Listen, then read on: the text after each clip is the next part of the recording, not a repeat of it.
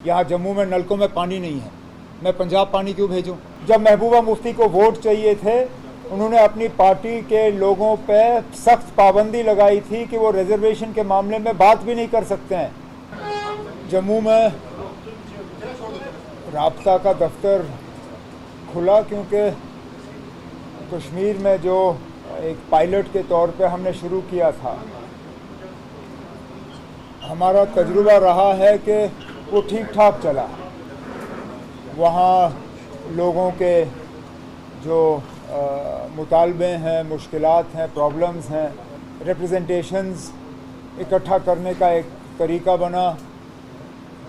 उसको online offline दोनों तरीके से जो है वो चलाया गया और ठीक चला। मतलब एक कोऑर्डिनेटेड तरीके से वहाँ पे जो अफसर उसमें काम कर रहे हैं, उन्होंने लोगों को जो है एक अच्छा रिस्पांस दिया। मुझे भी वहाँ जाके डेलीगेशंस और इंडिविजुअल जो लोग हैं उनसे मिलने का मौका मिला। जब श्रीनगर में ठीक चला तो हमने सोचा जब श्रीनगर में ठीक चल रहा है तो अब वक्त आ गया है कि जम्मू में भी शुरू किया जाना चाहिए।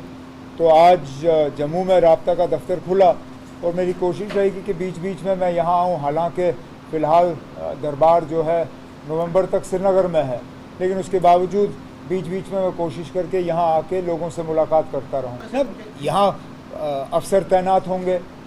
यहाँ एक तो जिस तरह श्रीनगर में ऑनलाइन जो है मेमोरेंडम या जो उनके जो डिमांड्स हैं वो डाले जाते हैं या उनकी शिकायत रहती है या कोई मसला होता है, एक तो ऑनलाइन तरीके से।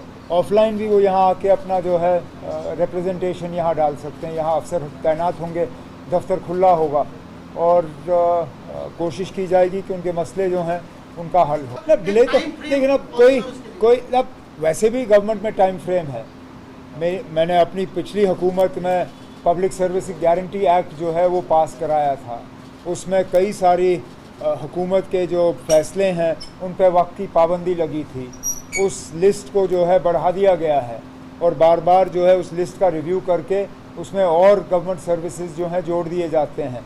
कोशिश हमारी रहती है कि कम से कम वक्त के अंदर अंदर ज़्यादा से ज़्यादा जो है ये लोगों के मुतालबे हल हों।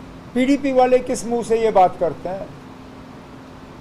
जब महबूबा मुफ्ती को वोट चाहिए थे, उन्होंने अपनी पार्टी के लोगों पे सख्त पाबंदी लगाई थी कि वो रिजर्वेशन के मामले में बात भी नहीं कर सकते हैं। मैं वो ट्वीट के रिकॉर्ड निकालूं जो उस वक्त पीडीपी ने और महबूबा मुफ्ती ने अपने हैंडल से डाले थे कि nobody in the party is authorised to speak on reservation.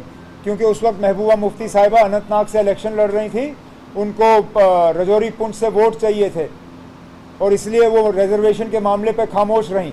उस वक्त उन्होंने रिजर्वेशन पे बात क्यों नहीं की?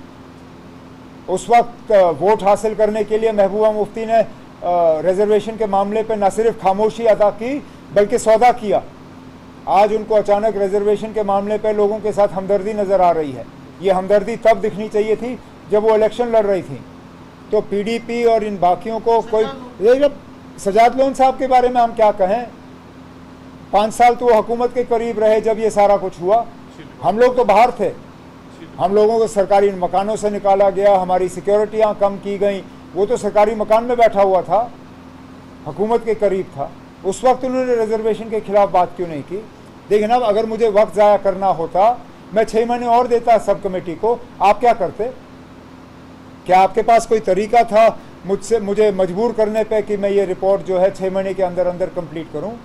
कितनी कमेटियां हैं इस मुल्क में जिन्होंने वक्त के अंदर जो है अपनी रिपोर्ट तैयार की? आम तौर पे कमेटी बनती है 6 महीने करते करते सालों साल निकल जाते हैं। ये शायद पहली मर्तबा ऐसी बात की होगी कि कमेटी को 6 महीने दी गई और 6 महीने के अंदर अंदर उन्होंने अपना काम मुकम्मल किया। लेकिन रिपोर्ट को उसके बाद लॉ डिपार्टमेंट को एग्जामिन करना ही पड़ता है। आप इस प्रोसेस को हाईजैक नहीं कर सकते हो। It's a legal document, it requires legal examination. Cabinet ने इस रिपोर्ट को एक्सेप्ट करके लॉ डिपार्टमेंट को भेजा हुआ एग्जामिनेशन के लिए। The report has come, we have taken the report, it has been sent to the law department now for comments. Law departments के कमेंट्स आके कैबिनेट इस पर बहस करेगी और अगला कदम वहाँ से लिया जाएगा। मैं 8 महीने, 10 महीने, साल, 2 साल, 3 साल नहीं गिनता हूँ। अब लोगों ने हमें 5 साल दिए, ये सवाल आप हमें 5 साल के बाद करिए। हम कुछ नहीं कर रहे हैं, एयर सेफ्टी हमारे हाथ में है ही नहीं। सिविल एविएशन डिपार्टमेंट किसी रियासत के पास है? मतलब हमारे पास मतलब स्टेट का कोई रोल जो है सिविल एविएशन में नहीं है, बिल्कुल भी नहीं। आप भी जिन जहाज़ों पर चढ़ते हैं, मैं भी उन्हीं जहाज़ों पर चढ़ता हूँ। हम उन लोगों पर जो है भरोसा करते हैं जिनकी ये जिम्मेदारी है। ये government of India, ministry of civil aviation और DGCA की जिम्मेदारी है। हम उम्मीद करेंगे कि जो भी कारण या वजूहात हैं अहमदाबाद के हादसे के पीछे, उनके बारे में जल्दी से जल्दी जो है पता चले और उनका जो है दोबारा ना हो, यही हमारी उम्मीद होगी। जहाँ तक आपका पहला सवाल था, आगे हमें क्या करना होगा स्टेट हुड लाने के लिए, उस पर हम बाद में बात करेंगे। फ़िलहाल तो हम उम्मीद लगाए बैठे हैं कि वज़ीर आज़म साहब ने जो लोगों के साथ वादा किया और उस वादे को दोहराया सोनमर्ग में भी और उसके बाद भी, वो अपने ये हुकूमत जो है अपनी बात पे कायम रहेगी और जम्मू कश्मीर को जो है रियासत का दर्जा वापस मिलेगा। कोई नहीं लेगा ना, मैं तो कम से कम इस बात की इजाज़त फ़िलहाल नहीं दूंगा। पहले हमें अपना पानी अपने लिए इस्तेमाल करने दीजिए, फिर हम बाकियों की बात करेंगे। यहाँ जम्मू में सूखा पड़ा हुआ ना, यहाँ जम्मू में नलकों में पानी नहीं है, मैं पंजाब पानी क्यों भेजूँ? पंजाब के पास पहले ही इंडस वाटर ट्रीटी के तहत 3 दरियाएँ थीं, उस वक्त पंजाब ने हमें पानी दिया। हम तरस रहे थे जब वो क्या कहते हैं उसको, शाहपुर कंडी बैराज पे कितने साल उन्होंने हमें रुलाया, लड़ के उस शाहपुर कंडी का जो है थोड़ा सा उस पर कार्रवाई हुई।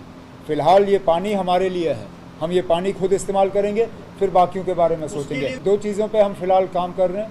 एक तुलबुल नेविगेशन का जो बैराज है उस पर दोबारा काम शुरू होना चाहिए और अखनूर से पानी पंप करके जम्मू शहर तक पहुंचाने की बात होनी चाहिए। मतलब ये अच्छी बात नहीं है, कहीं पे भी जंग हो तो अच्छी बात नहीं है। और ईरान ने ऐसा क्या किया अचानक जिसके बुनियाद पे इजराइल को हमला करना पड़ा? ठीक 2 महीने पहले अमेरिका के शायद इंटेलिजेंस की चीफ जो हैं, उन्होंने ये कहा कि Iran is nowhere close to creating a nuclear bomb. ये 2 महीने पहले उनकी जो है एविडेंस थी। आज 2 महीने के बाद अचानक इजराइल ने ईरान पे हमला किया। ये मतलब जितनी जल्दी ये सिलसिला रुके उतना अच्छा है, क्योंकि अब आप देखें लड़ाई तो ईरान और इजराइल के दरमियान है, लेकिन हमारे लोग उसमें फंसे हुए हैं। 1300 से 1400 हमारे बच्चे जो हैं वहाँ फंसे हैं। अब एक एक करके हम उनको निकाल रहे हैं। 90 पहले निकले, अब 400 और हमने सेफ जगह मशहद तक पहुँचाया है। अब कोशिश की जा रही है कि सारे जो 6000 से ज़्यादा शायद स्टूडेंट्स ऑल इंडिया लेवल पे और 1600 के आसपास जम्मू कश्मीर के, उनको हम निकालने का काम कर रहे हैं।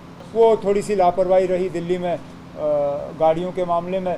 उस अफसर को कहा गया कि आगे से जो है थोड़ा सा ख्याल रखें। जैसे ही ये बात हम तक पहुंची, हमने सही अच्छी गाड़ियों का इंतज़ाम किया और उन बच्चों को हम वापस ला रहे हैं।